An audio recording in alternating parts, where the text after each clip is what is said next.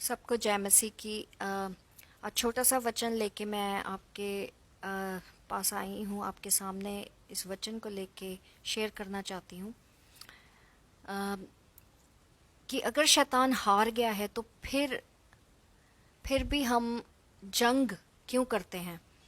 बहुत सारे लोग कहते हैं कि शैतान हारा हुआ है, शैतान हार चुका है। अरे शैतान शैतान क्यों बोलते हो, शैतान कुछ नहीं है। और देखिए, दो राज्य हैं, परमेश्वर का और दुष्ट का। तो हम इग्नोर करके उसको, सच्चाई को नहीं बदल सकते कि शैतान है ही नहीं।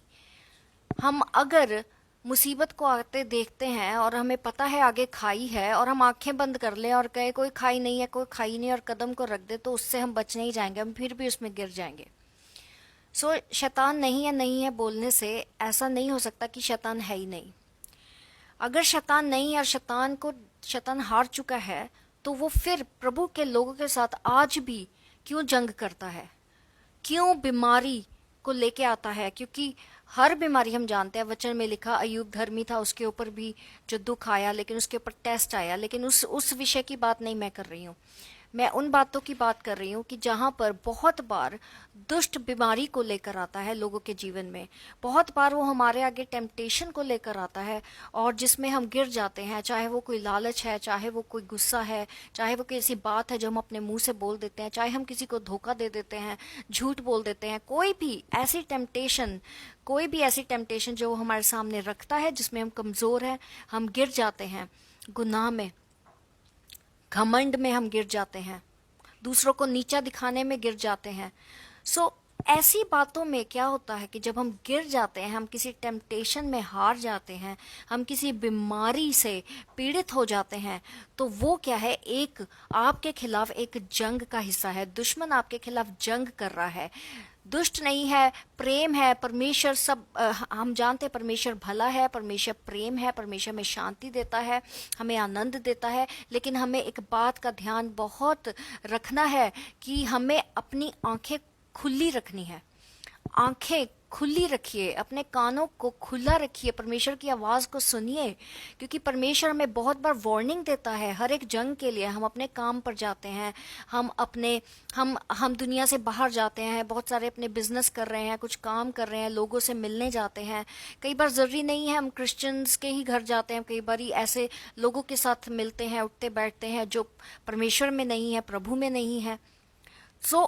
उन लोगों के द्वारा भी दुष्ट बहुत बारी हमारे आगे जो है टेम्पटेशन को लेकर आता है। हो सकता है आपके दोस्तों के द्वारा, आपके बॉस के द्वारा कोई ऐसी बात दुष्ट ने आपके आगे रख दी जिसमें आप फंस गए और गिर गए। ऐसे जो प्लान्स हैं उसके दुष्ट के, और ऐसी जो उसके डिवाइसेस यानी उसके तौर तरीके हैं जिससे वो हमारे खिलाफ जंग को करता है, हमें याद रखना है कि हर एक चीज जो हम आंखों से देखते हैं वो एक मैनिफेस्टेशन है, वो एक प्रमाण है, वो हमारे जो स्पिरिचुअल वॉरफेयर का जो स्पिरिचुअल कॉज है, हर एक चीज का एक स्पिरिचुअल कॉज है। जो आप देखते हो, आप अपनी जिंदगी में जो फिजिकली नेचुरल आंखों से जो आप देख रहे हो, जो आपके इमोशंस हैं, जो हमारे सोच विचार है, हमारा माइंडसेट है, हमारा पैसा है, हमारा घर है, हमारे दोस्त है, मित्र हैं, और हमारे परिवार है, हम जो देख रहे हैं ये सिर्फ बाहरीपन है।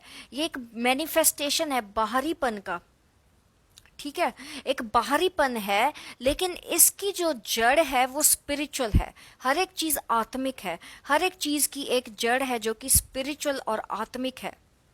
आज हमारे पास अच्छा एजुकेशन है सॉरी, अच्छा एजुकेशन है, पढ़ाई लिखाई है, अच्छे अस्पताल हैं, अच्छे स्कूल्स हैं, अच्छा लॉ सिस्टम है। अगर हमारे देश में हमारे रहने की आसपास का हमारा जो आस पड़ोस है बहुत अच्छा है, खूबसूरत है, अच्छी गाड़ी है हमारे पास, सब कुछ है।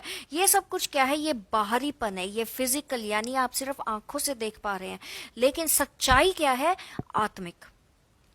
हम भले ही ऊपर से बहुत फास्टिंग्स रख सकते हैं, हम बहुत आत्मिक आत्मा में प्रार्थना कर सकते हैं।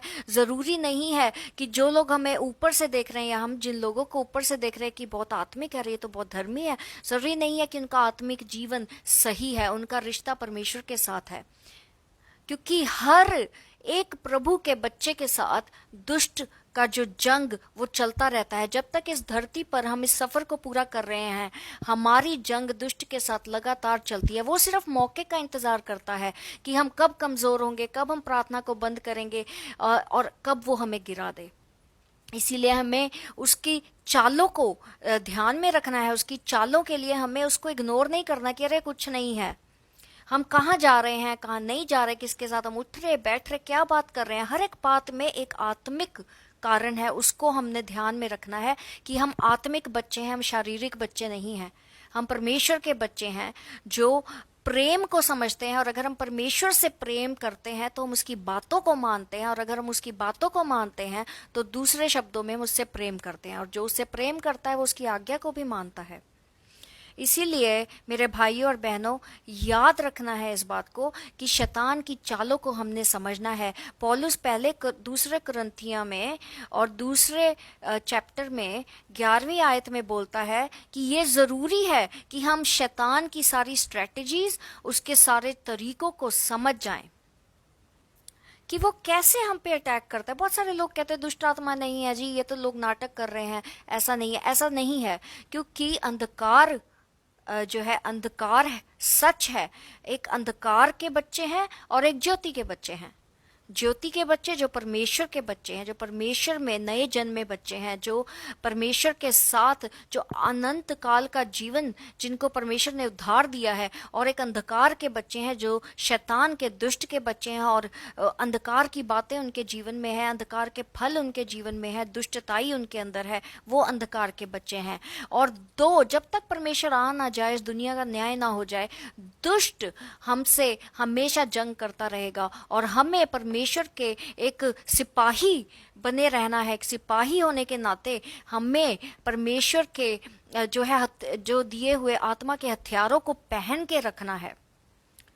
देखिए, एक सिपाही अगर अपनी तलवार को एक तरफ रख के सो जाए और दुश्मन किसी भी समय आ जाए तो वो अपनी तलवार को भी पकड़ नहीं पाएगा, वो, क्योंकि उसके ऊपर वार हो चुका होगा।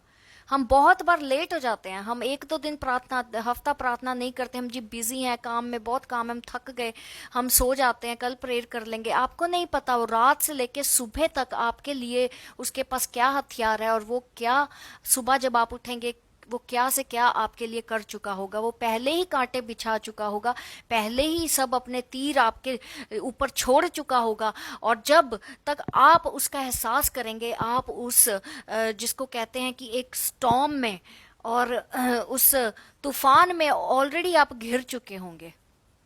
और फिर बहुत देर हो जाती है, लोग कहते हैं कि अरे ये क्या हो रहा है मेरे साथ, ये काम भी नहीं हो रहा, वो काम भी नहीं, इस काम में हाथ डाला नहीं बन रहा, वो काम नहीं है, वो बीमार है, ये बीमार है, बीवी बीमार, बच्चा बीमार, ये सब कुछ क्यों हो रहा है?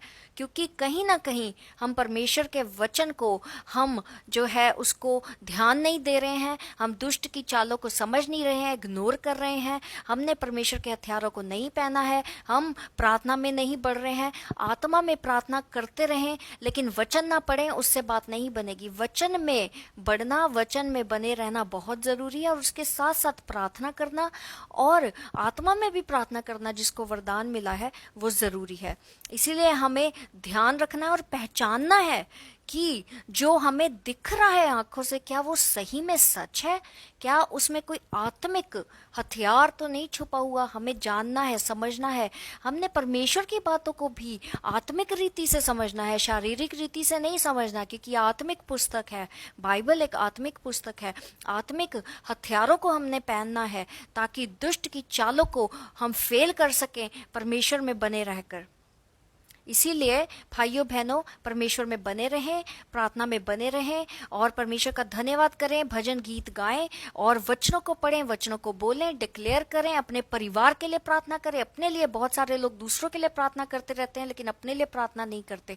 इसीलिए अपने लिए भी प्रार्थना करें, और एक दूसरे को बढ़ाएं, अपने बहन भाइयों के लिए प्रार्थना करें, और परमेश्वर आपको जो है संभाल के रखेगा, परमेश्वर आपको बचा के रखेगा, परमेश्वर आपको अपने परों तले रखेगा, और आपको गाइड भी करेगा। जब आप उसके कहने में चलेंगे तो वो भी आपको जो है अपना रास्ता दिखाएगा, अपनी ज्योति दिखाएगा, और आपके पैरों को वो स्थिर करेगा।